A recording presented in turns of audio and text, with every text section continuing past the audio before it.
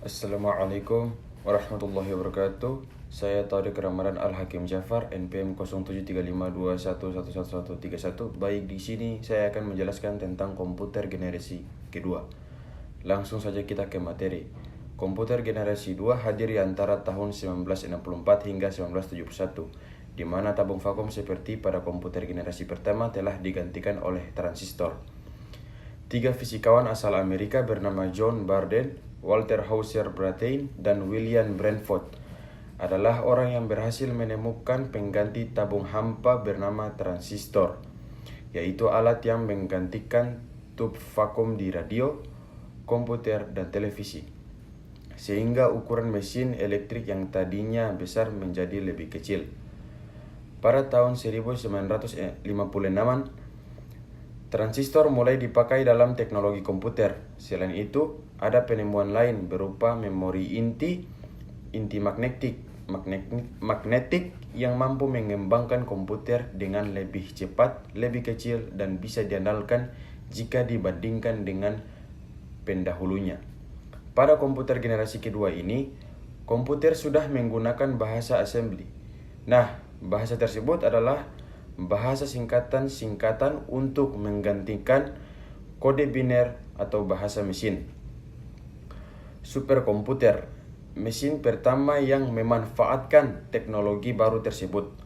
Komputer ini dibuat oleh IBM dan diberi nama LARC. Superkomputer ini dikembangkan untuk tujuan penelitian di laboratorium energi atom, karena superkomputer tersebut dapat mengatasi sejumlah data penting dan sangat dibutuhkan oleh peneliti atom pada saat itu. Mesin tersebut sangatlah mahal dan bisa dibilang terlalu kompleks untuk kebutuhan komputasi bisnis, sehingga membuat kepopulerannya terbatas. Hingga pada awal tahun 1960, komputer generasi kedua sudah mulai digunakan untuk urusan yang lebih umum, seperti pemerintahan, universitas, dan bisnis.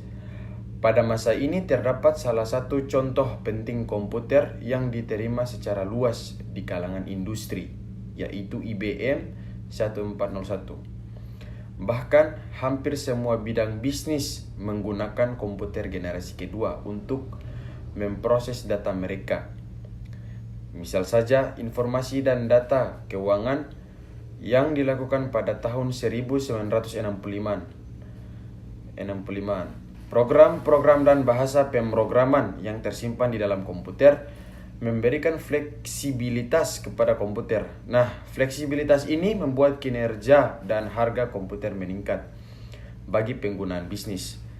Dari segi kinerja, konsumsi daya, ukuran, dan kegunaan komputer pada generasi kedua ini sudah jauh lebih berkembang dibandingkan dengan generasi pertama.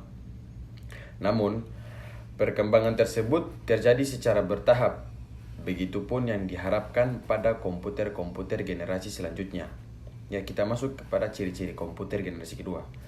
Ciri-ciri komputer generasi kedua: 1. Penggunaan daya lebih kecil sehingga lebih hemat dan efisien. 2. Penggunaan transistor sebagai pengganti vakum tube membuat ukuran komputer ini lebih ringkas jika dibandingkan dengan komputer generasi pertama. 3. Menggunakan memori yang cukup besar. 4. Penerapan penggunaan aplikasinya lebih luas dalam kehidupan.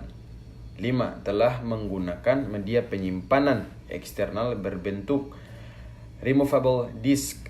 6. Proses operasi yang lebih cepat. 7. Mulai menggunakan bahasa pemrograman seperti COBOL, ALGOL, dan Fortran. Setelah banyak industri yang berperan dalam pengembangan komputer generasi kedua, ada beberapa komputer yang cukup populer. Di antaranya 1. PDP.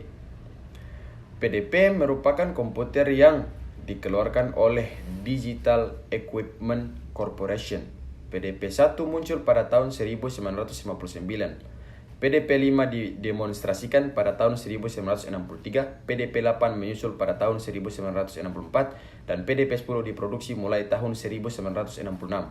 Arsitektur PDP 10 hampir sama dengan arsitektur PDP 6. Di antara semua PDP, PDP 8 adalah mini komputer PDP terpopuler yang mampu meramaikan pasar komputer pada saat itu. 2. IBM 1401. IBM 1401 mulai diperkenalkan pada masyarakat umum pada tahun 1965.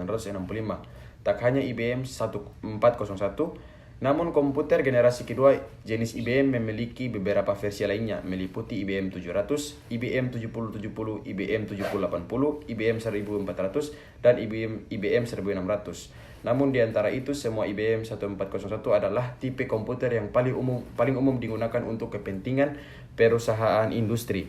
3. UNIVAC 3. Sebenarnya komputer generasi 2 jenis ini adalah perangkat digital hasil update dari UNIVAC 1 dan UNIVAC 2. Selain menggunakan transistor seperti komputer second generation pada umumnya, UNIVAC 3 juga dirancang untuk melakukan berbagai format data. Akan tetapi, semua perubahan itu berpengaruh terhadap set instruksi serta ukuran kata sehingga perlu untuk menulis ulang di semua program. Dengan adanya kendala tersebut, alih-alih memperoleh UNIVAC yang lebih canggih seperti yang sudah diekspektasikan, justru malah banyak pelanggan yang berganti komputer ke jenis lain.